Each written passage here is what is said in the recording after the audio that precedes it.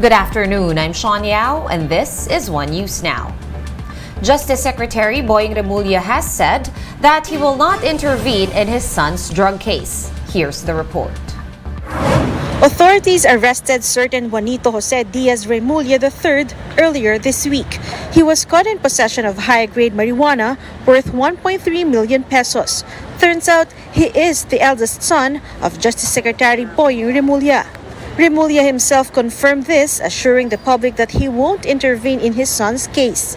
He added that a person should always face the consequences of their actions.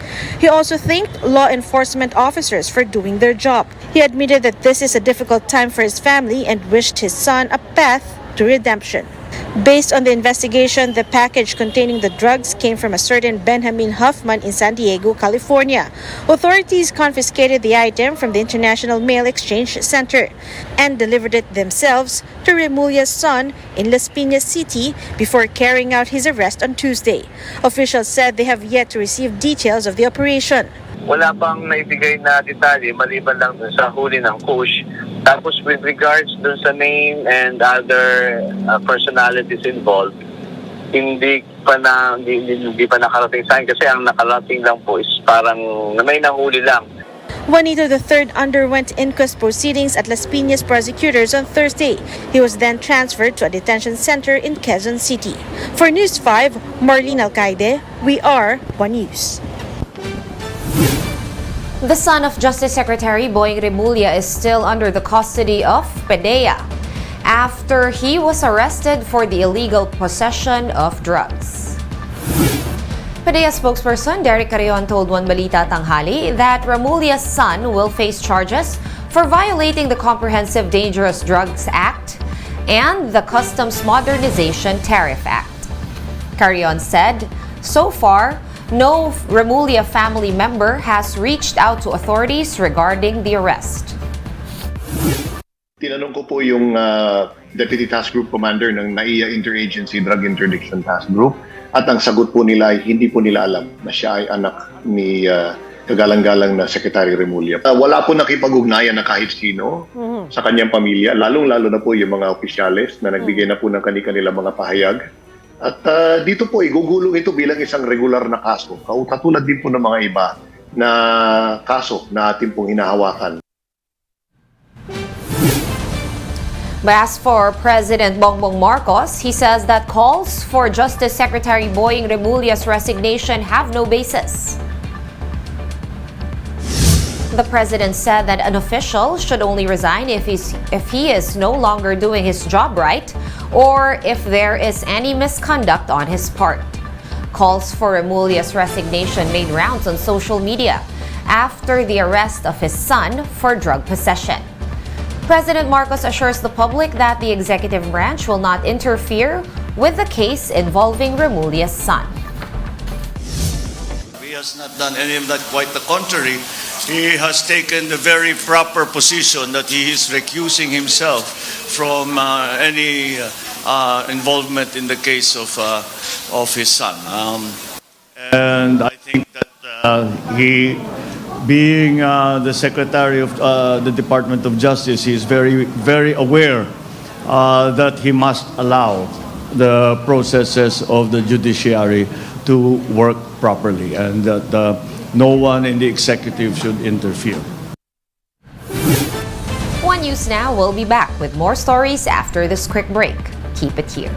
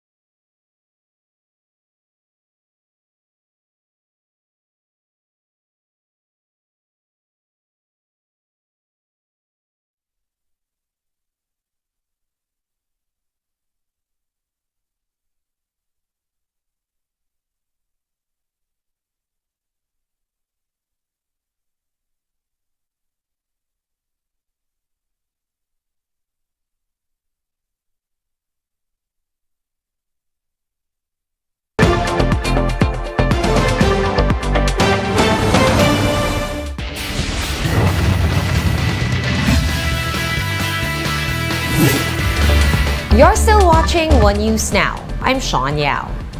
The Creamline Cool Smashers and the Choco Mucho Flying Titans each tallied wins in the PVL Reinforced Conference. Here's the report.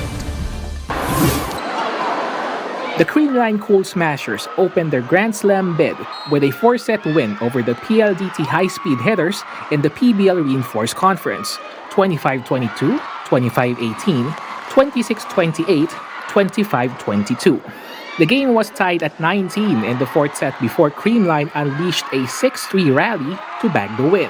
Alyssa Valdez, Sed Domingo, and Turkish spiker Yelis Basa each finished with 187 points to lead the way for the Cool Smashers. Valdez herself had just returned after recovering from dengue. Honestly, kinikilabutan talaga ako, as in goosebumps talaga every shout ng mga fans, pag nakapoint yung mga teammates ko. Parang, it was my first time to parang miss a lot of tournaments this year. So I was really happy to get back, and it's just so nice to be back getting the win also. In the second game, the Choco Mucho Flying Titans also needed 4 sets to keep the F2 Logistics Cargo Movers winless, 25-21, 22-25, 25-20, 26-24. Choco Mucho leaned on their import Odina Alieva, who exploded with 27 points. Benden Lazaro's stellar floor defense was also a key, as she tallied 26 excellent digs and 11 excellent receptions. For F2, spikers Lindsay Stalzer and Kale Mao had 26 and 15 points, respectively. Lindsay and Kale bring the fire in F2. Yes. Di lang sila imports, leaders sila ng team. Abby is there for the locals, but additional firepower and willpower pa yung dalawa. So, always tough going up against them, and of course yung F2 na we all know na solid team. So, they gave us a good fight, definitely. PVL action resumes tomorrow, Saturday, at the Full Sports Arena in Pasig. The Akari Chargers will face off against United Auctioneers Army at 2:30 p.m., while the Signal HD Spikers will play the Cherry Tigo Crossovers at 5:30 p.m. The Education Department is planning to trim down the basic education curriculum in order to focus on math and reading. DepEd spokesman Michael Poa told the chiefs that focusing on the 2 subjects of concern will help address learning gaps among elementary students. We are looking to launch a national reading program.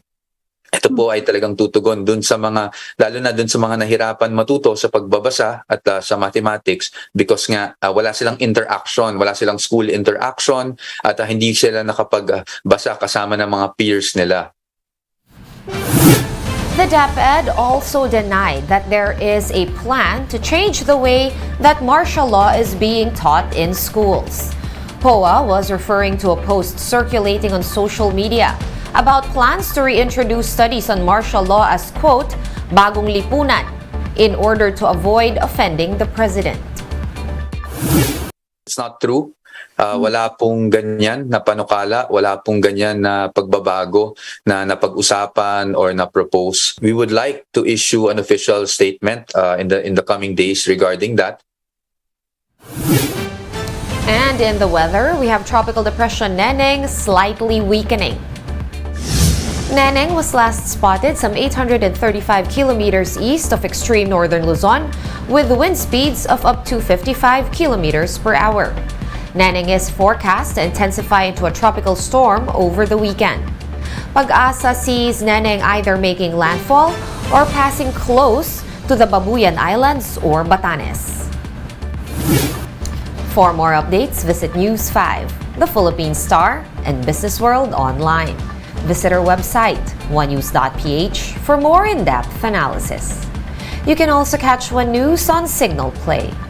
Register for a free account at www.signalplay.com and stream One News Live anytime, anywhere. I am Sean Yao. We are One News.